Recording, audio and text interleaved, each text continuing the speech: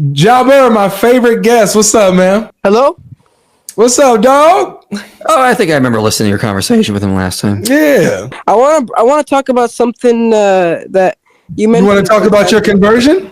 No, I'm still a Muslim, alhamdulillah. No, you shouldn't be. Not according to your word. No. I had to do my research, and I went on Dawah Wise's stream today, talked about it and whatnot. Dawah, so the Dawah is full of morons.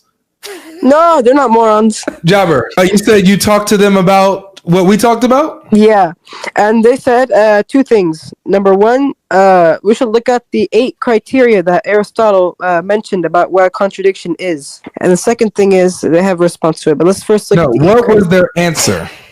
What was the response that fixed the problem? Okay, so it says, so these letters, whatnot, Alif, Lam, Mim. You said that's what your contention is. What are those letters mean? Alif, Lam, Mim. Yeah. Abraham's wife, Moses' wife, Adam's wife. No. I remember I decided to leave on the interpretation that it's about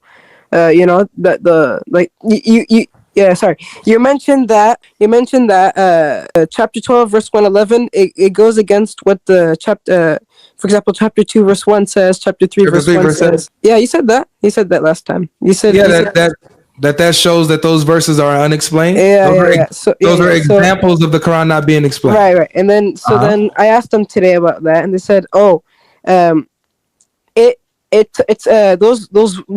letters, Alif, Lam, Mim, and whatnot, they connect to the next verse, and because it's like a way to show the Arabic's eloquence. Right. No, it is, because the eloquence of the Arabic, for example, with some prepositional words in Arabic. You know I love you, right, man? Like a brother. Yeah. I love you, man. So I won't steer you wrong, and because I love you, I'll tell you the truth, nothing but the truth, and I tell you straight up. Go ahead, I'm listening. Stop listening to these idiots. Nah. Stop, bro. Stop taking these silly, dumb, erroneous explanations from these people, these ad hoc interpretations that can't be proven from the text or the context at all. Stop taking from them, bro. This is probably like what the 6th one we've gone over now. Yeah. It's none of it doesn't work. And let me ask you this. They brought the other thing up. For a contradiction, you said the Quran has to have a contradiction. You said I asked them about that today, and they said look up the 8 criteria that Aristotle made to prove what a contradiction is. How about we should go over that to see what a contradiction no problem. is. What was their answer though? But we could do that and have some fun there later. What was their answer to the problem? Like, let me ask you. Did you ask them, hey guys, a Christian brought up this verse to me, chapter 12, verse 111. Yeah, you can even replay the video. It's today. Okay, I believe you. So you showed them the verse and you gave them my argument. Hey, he's saying that there's examples in the Quran of verses that are not explained. Yeah, and then they said those letters mean, basically those letters connect to what comes after. Alif, Lam, Mim connects to that. Alif, Lam, Mim, this is talking about the Quran, and all the other letters. About what? What is it saying about the Quran? That's the question. What is it saying about the Quran? Did they tell you what? Now, I can, because look, I can say that verse 2 of Surah Baqarah connects to verse 3 in Surah Baqarah. But they're saying verse 1 connects to verse 2, which in turn connects to verse 1, I get you. Verse 1 connects to verse 2. But what does verse 1 mean? It doesn't have a meaning by itself. I'm saying it has to be connected. So it's not okay. Fine. There are some words in Arabic that just don't have a meaning by itself. These are words.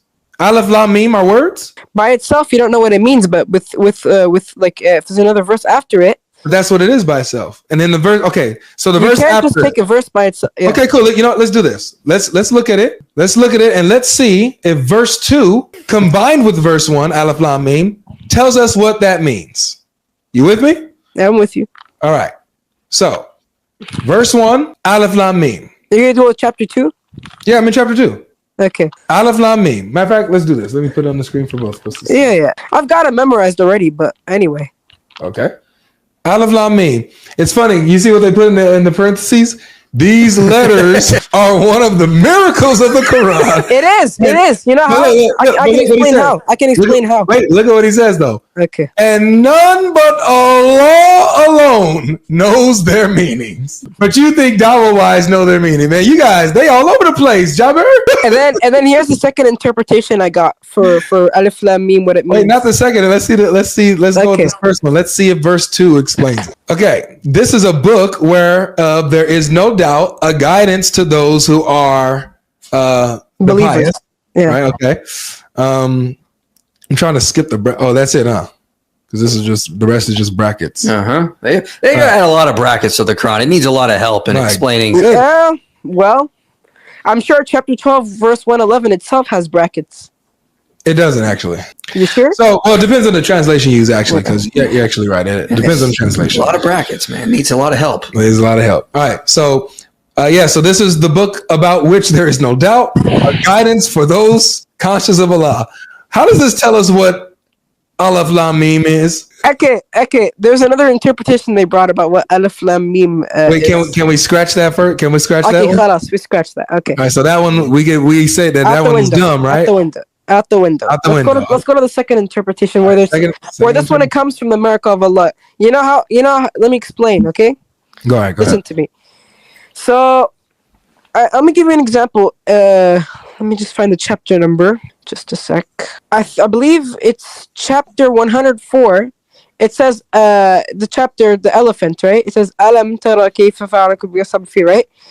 The first three letters used in that verse is Alam, A, M, and Mim. Okay?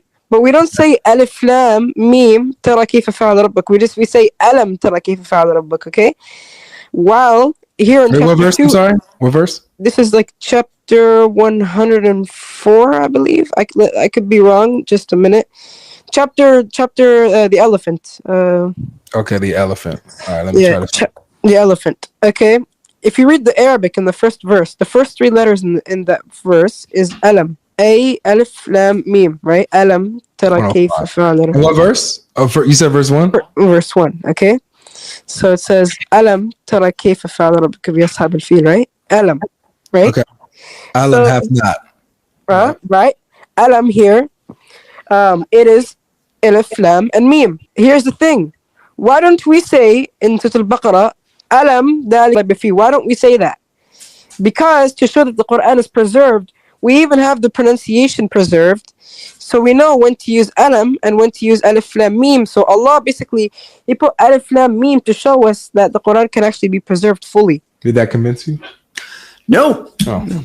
Why not? I didn't hear an explanation of what Alif Lam Mim means. No, I told you. It's in the Quran because Allah wants to show that the Quran will be preserved fully in pronunciation. Where does the Quran say that? Chapter 15, verse 9. No, where does the Quran say that the meaning or reason for Alif Lam Mim is to demonstrate the preservation of the Quran's linguistics? Again, in chapter 15, verse 9, it's how else are we going to show that the Quran is preserved? In chapter 15, verse 9, it just says that Allah sent down the reminder and that He guards it.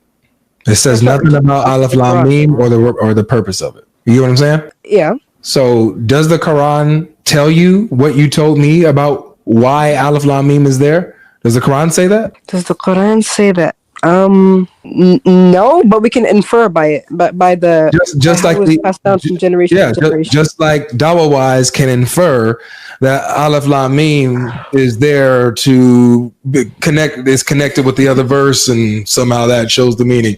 All right, they can infer that as well. Or the other scholar that you was bringing up can infer what they were saying about Alif Lam Mim, and you laughed at what they inferred. And then the other scholars that differ with that, and we laugh. Remember, we was laughing at all these different interpretations of Alif Lam Mim.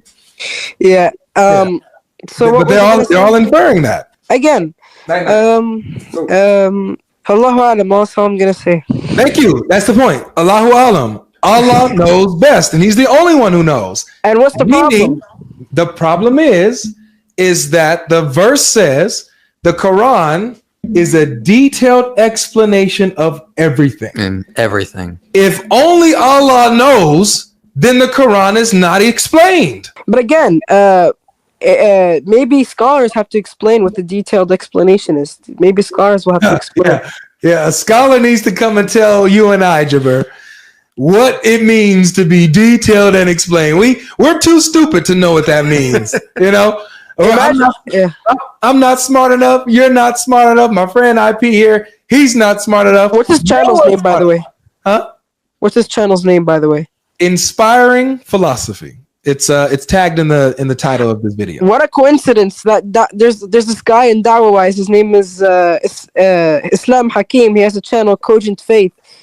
This guy is really philosophical, you know. He talks everything Aristotle, you know. I don't know, Plato. Told him to come here. No, but he was busy on the Dawah stream, you know. Yeah, you should have said, "Hey, you guys should go and give this explanation to GodLogic. See what he responds." I didn't want to say I was debating you because, like, you know, they would have kicked you if they told if they said that. It's not that bad. No, they're just gonna give me a big scolding. You know, why do you want to debate nobodies? Blah blah blah. They're very unknowledgeable and you know whatnot. So look at that. You know, you're more mad than they are. I have a question for you. No, stop that. I have a question for you. I have a question. Wait. My question is, before your question, bro. Sorry. Before your question, we got to make sure. Okay. How can I copy and paste? How can I copy and paste a link to the private? Like, I want to paste the YouTube link here. Maybe you can respond to it. But I found it. Here, I got you. So what I'll do? But how do you do it? All you got to do. Are you on your computer or something? My phone. You're on your phone. Okay. So on your phone, do you see the private chat? Yeah. But see, how do I copy and paste a link on there? Oh, you're trying to paste the link in my chat? Yeah, because there's a video that I found that exactly talks about this exact topic. I didn't really I didn't watch the whole thing, but I just found the title of it. Don't paste it here. I mean, also, this doesn't really solve the contradiction because Surah 12:11 says it's a detailed explanation of all things. But even if they could explain the Aleph, Lam, whatever aspect, Surah 3:7 still exists, which says that some things are unclear. I responded to him about 3:7. I'll tell you the explanation that I got from 3:7. Some scholars they make a mistake and they put a comma after nobody knows except Allah. It should be saying nobody knows except Allah and the people of knowledge. That's how it's in the Arabic. So if you go to the verse, it says nobody knows the explanation but Allah. Some people put like a period or a comma next to it, but there shouldn't be one there. It should be nobody knows. Why is it not what Muhammad said? No. That doesn't even matter. That doesn't even matter. Go ahead, man. Yeah, you got it. What matters is that you have a verse that says that the Quran is perfectly detailed and explained. Mm-hmm. So regardless of that verse, if there are unexplained verses in the Quran, that's a contradiction. Mm-hmm.